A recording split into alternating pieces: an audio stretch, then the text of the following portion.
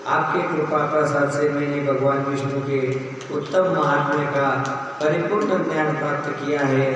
भक्ति मार्ग, ज्ञान मार्ग, अत्यंत दुस्तर तपो मार्ग, दान मार्ग तथा तीर्थ मार्ग का भी वर्णन सुना है, परंतु शिव तत्व का ज्ञान मुझे अधिकतम नहीं हुआ है। मैं भगवान शंकर की पूजा विधि को भी जानना चाहता हूँ। अंत है प्रभु, आप क्रमशः इन विषयों को तथा भगवान शिव के विविध चरित्रों को मुझे बताने की कृपा करें। हे तात, शिव तो निर्गुण होते हुए भी सगुण है, यह कैसे संभव है?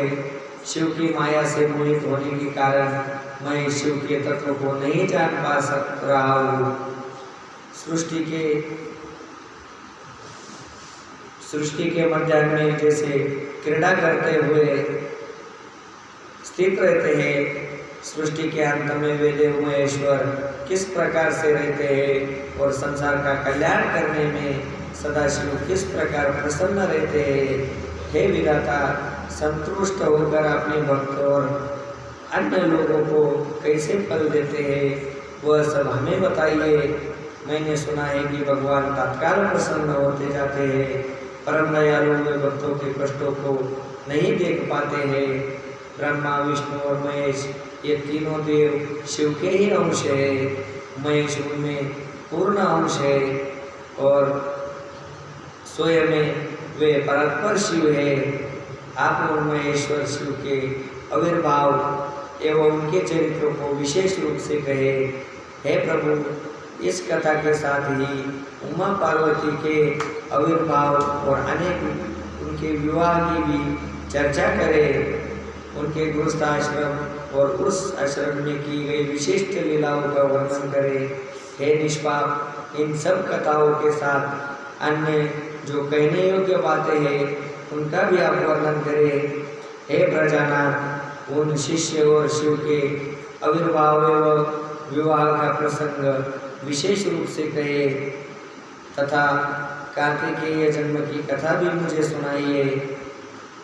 हे जगत प्रभु, पहले बहुत लोगों से मैंने ये बात सुनी है किंतु तृप्त नहीं हो सका हूँ, इसलिए आपकी शरण में आया हूँ। आप मुझ पर कृपा करें।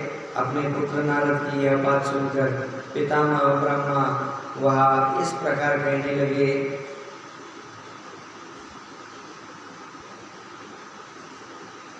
सज्जनों, ऐसी ये शिव की अनंत लीलाएं, अनंत महिमा का नारद मुनि अपने पिता से शिव भगवान की लीलाएं श्रवण कर रहे हैं। शिव भक्तों, शिव को सदा ही प्रिय है, भूखे को अन्न खिलाओ, प्यासे को पानी पिलाओ, क्योंकि सबसे बड़ा कर्म, सबसे बड़े दान में इस अन्नदान की विशेष महिमा कही गई है। एक छोटा सा भजन है, हम गाने का प्रयास करेंगे।